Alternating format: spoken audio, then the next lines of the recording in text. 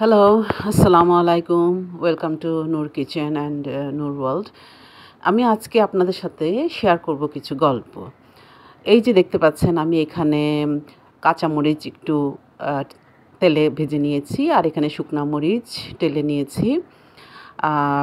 তারপরে এখানে পেঁয়াজ কুচি তেলে একটু ভেজে নিয়েছি, সাথে একটু লবণ দিয়েছি। আর এখানে একটা আলু একটু পোড়া পোড়া লেগে গেছে।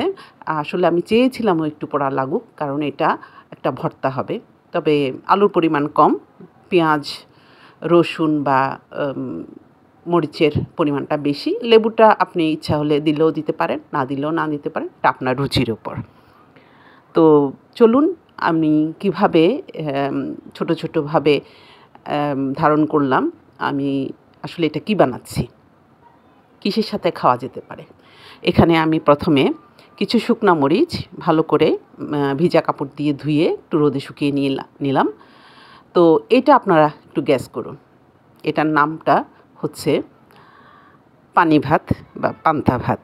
এটা আমাদের এখানে বাংলাদেশে, ইন্ডিয়া, পাকিস্তান এবং অন্যান্য কিছু এশিয়ান কান্ট্রিতে পান্তা ভাত খায়, এবং এটা গ্রীষ্মকালেই বেশি হয়। আর এখানে কিছু পটল ভাজা রেখেছি, আর কিছু বুটের ডাল রান্না করেছিলাম মুরগির হাড়গোড় দিয়ে।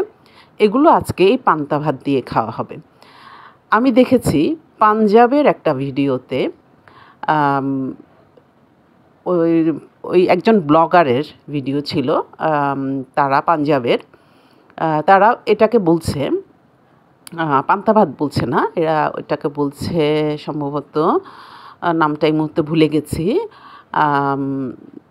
এরা কিন্তু অনেক রসুন, পেঁয়াজ, তারপরে কারি পাতা, ধনিয়া পাতা এসব দিয়ে তড়কা দিয়ে তারপরে এটাকে বানায়। আসলে আমার এই মুহূর্তে মনে পড়ছে না নামটা, আসলে আমার লিখে রাখা উচিত ছিল। আমরা এটাকে সাধারণত গ্রামের দিকে বেশি খায় গরমকালে, যারা গ্রামে ধানের চাষের কাজ করে, যাদেরকে আমাদের চিটাগংয়ের ভাষায় বা চট্টগ্রামের ভাষায় বলে হাইল্লা, বা যারা মানে ওই গ্রীষ্মকালটাতে ধান চাষের জন্য, ধান কাটার জন্য আসে, তাদেরকে এই জিনিসটা বেশি দেওয়া হয় দুপুরবেলা, কারণ এটাতে প্রচুর এনার্জি পাওয়া যায়।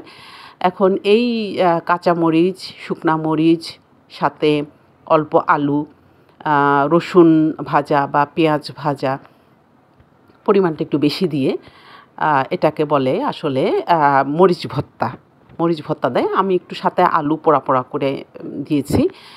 তো এই যে ওদের এখানে দেখলাম যে এশিয়ান কান্ট্রি, ইন্ডিয়া বা পাঞ্জাব বা ভারতেও বাঙালিদের মধ্যে বাঙালিয়ানা থাকবে, অন্যান্য জায়গাতেও এটা আছে খাওয়ার প্রচলন, সেটা শুধু আমাদের বাঙালিদের মধ্যে সীমাবদ্ধ না।